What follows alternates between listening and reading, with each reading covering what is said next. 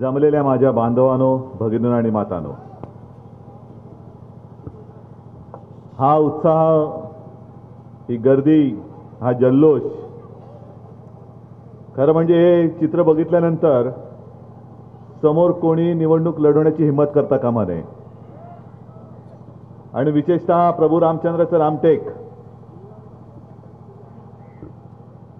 हा रामटेक रावणाला कधी विजय मिळवून देणार नाही.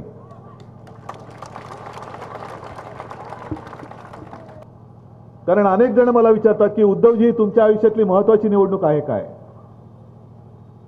मी म्हटलं, निवडणूक, प्रत्येक निवडणूक ही महत्त्वाचीच निवडणूक असते, पण मुळामध्ये आत्ताची निवडणूक मी निवडणूकच मानत नाही. ही निवडणूक नाहीये, हा स्वातंत्र्य लढा आहे, स्वातंत्र्याचा लढा आहे, संपूर्ण सगळ्या गोरगरीब जनतेचा स्वातंत्र्याचा लढा आहे. ज्या वेळेला इंग्रज होते त्यावेळेला इंग्रज सुद्धा आपल्यावरती त्या गोऱ्या पोलिसांकडनं लाठीमार करत होते. आणि मला आठवतंय, मी रामटेकच्या पोटनिवडणुकीच्या वेळेला संपूर्ण हा परिसर पिंजून काढला होता.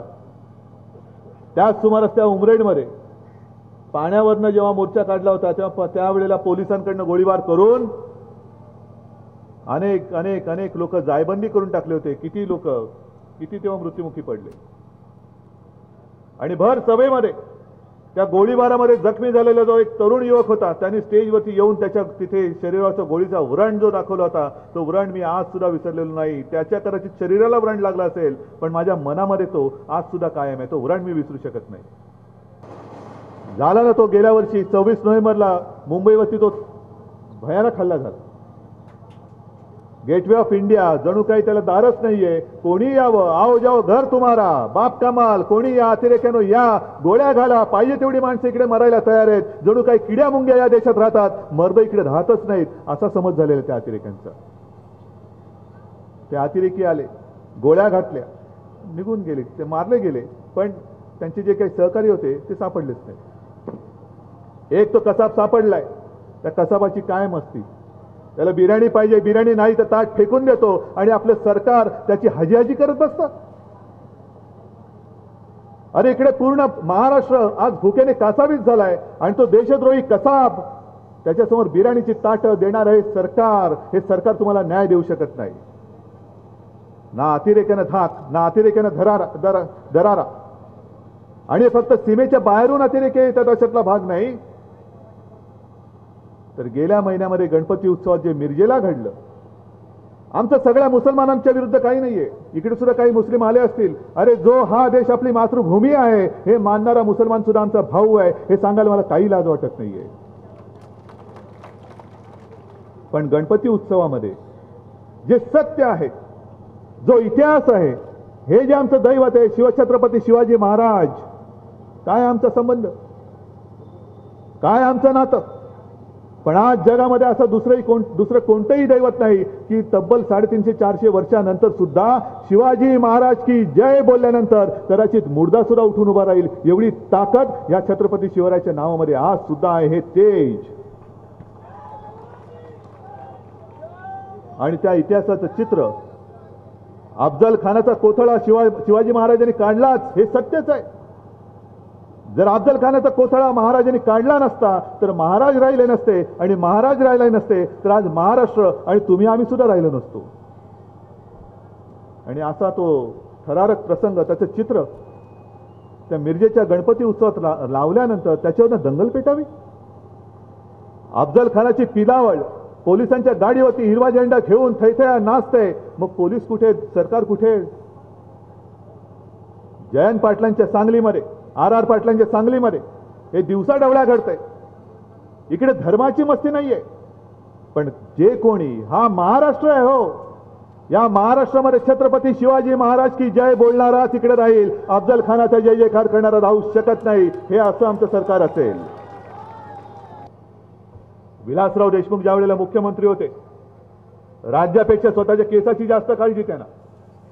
राज्य विस्कटलं तरी चालेल, पण माझे केस विस्कटता कामा नये असा केस सांभाळणारा हा मुख्यमंत्री. खरं म्हणजे आपण आंदोलन अनेक केली त्यांच्या विरुद्ध. चालते वा आंदोलन केलं, देता की जाता केलं.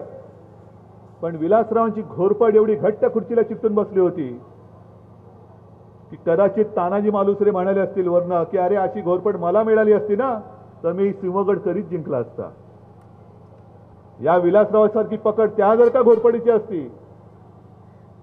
तर त्यावेळेला आपल्याला ही वेळ आली नसती. पण ही विलासरावांची घोरपड जी मुख्यमंत्री पदाच्या खुर्चीला चिकटून बसली होती ती कशी सुटली?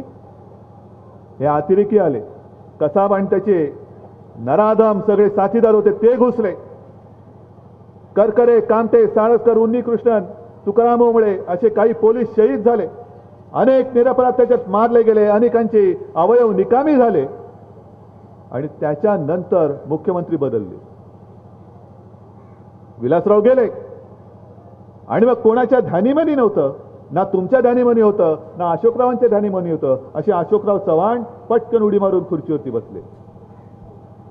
आणि म्हणून मी म्हणतो की काही जण स्वतःच्या कर्तृत्वाने मुख्यमंत्री होतात, काही जण देवादिकांच्या आशीर्वादाने होतात, जनता जनार्दनाच्या आशीर्वादाने होतात. पण अशोक चव्हाण हे मुळामध्ये कसाब आणि अतिरेक्यांच्या आशीर्वादाने मुख्यमंत्री झाले. काय उत्तर काय? आज महागाई जी वाढत चाललेली आहे, आजच शरद पवारांनी आणखीन एक बॉम्ब टाकलाय. तांदूळ सुद्धा आता महाग होणार. तांदूळ सुद्धा महाग होणार. म्हणजे डाळ तर महाग झालीच आहे, तांदूळही महाग होणार. मग खायचं काय? जे शरद पवार सांगत होते शेतकऱ्यांनो शेती सोडा, सोडतो शेती, मग धरू काय? देताय काय? नोकरी, धंदा, उद्योग काहीच नाहीये. नुसत्या थापा मारत जायच्या. त्या कलावती बाईंना सुद्धा त्या राहुल गांधींनी थाप मारली. त्या बाई आता निवडणुकीला उभ्या राहिलेल्या आहेत. कसं आहे सरकार? कोणाचं आहे सरकार? कोणासाठी चालवत आहे तुम्ही सरकार? आणि म्हणून मी तुम्हाला विचारतोय की नुसतं आशिष जयस्वाल याला विजयी करा आणि शिवसेना भारतीय जनता पक्षाचे ठिकठिकाणी जिकडे उमेदवार आहेत त्यांना विजयी करा हे सांगून आणि तुम्ही करून त्याला काही उपयोग नाहीये. हे आम्ही नुसतं बोलतोय, तुम्ही भोगता आहात.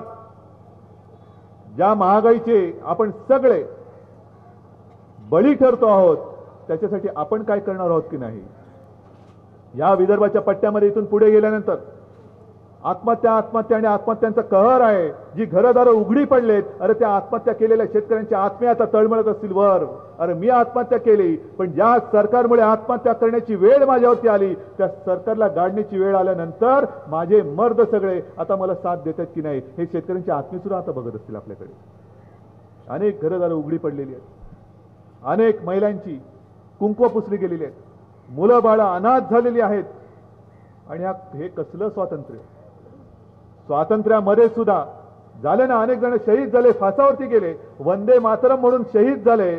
त्या वंदे मातरम नंतर जे आपल्याला स्वातंत्र्य मिळालं त्या स्वातंत्र्यामध्ये परक्यांकडनं फास मिळत नाहीये, तर स्वकीयांच्या कारभारामुळे स्वतःच्या हाताने स्वतःच्या गळ्याभोवती फास आवडावा लागतोय. मला वाटतं जगाच्या पाठीवरती दुसरा कोणताही असा देश नसेल. आणि म्हणून आता हा निर्णय तुम्ही घ्यायचा आहे. हे सगळं होऊ शकतं, हे सगळं घडू शकतं. फक्त जिद्द. यथा राजा तथा प्रजा असं म्हटलं जात होतं. आता लोकशाहीमध्ये यथा प्रजा तथा राजा अशी ही वेगळी पद्धत सुरू झालेली आहे. राजे तुम्ही निवडणार आहात. राजे खरे तुम्ही आहात. अरे आजपर्यंत तुम्ही या सगळ्या नालायकांच्या दारोदारी तुम्ही फिरलात, उंबरठे जिजवले. कशासाठी? साध्या साध्या गोष्टी. पाणी प्यायला पाणी पाहिजे म्हणून उंबरठे जिजवायला लागत आहेत, मोर्चे काढावे लागत आहेत. आणि प्यायला पाणी मिळत नाही तर पाण्याच्या ऐवजी गोळ्या घातल्या जात आहेत. हे कोणतं सरकार आहे? पण पाणी नाही म्हणून आंदोलन, वीज नाही म्हणून आंदोलन, खत नाही म्हणून आंदोलन, शाळेची वाट लागले म्हणून आंदोलन, महागाई वाढते, रेशनवरती धान्य नाही म्हणून आंदोलन.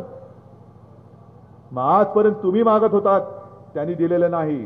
आज ते तुमच्याकडे मत मागणार आहेत. देणार आहात का तुम्ही? एक असंतोषाची लाट आहे.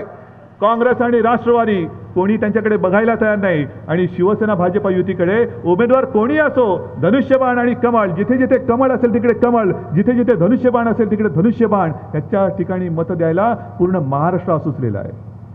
आणि म्हणून एकच लक्षात घ्या, आशिष इकडे उमेदवार आहे पण शिवसेनेला मत, आशिषचा विजय हा महाराष्ट्राचा विजय आहे. उद्याचं येणारं सरकार हे शिवशाहीचं सरकार, शिवसेना भारतीय जनता पक्षाचंच सरकार नाही, तर हे तुमचं, आमचं, आपलं नवे प्रत्येक सामान्य माणसाला वाटेल, होय हे माझं सरकार आहे, हे माझं सरकार आहे आणि हे माझं सरकार आणण्यासाठी तुम्ही समर्थ आहात आणि तुम्ही ते काम कराल, एवढीच आशा आणि विश्वास बाळगून मी आपली रजा घेतो. जय हिंद, जय महाराष्ट्र.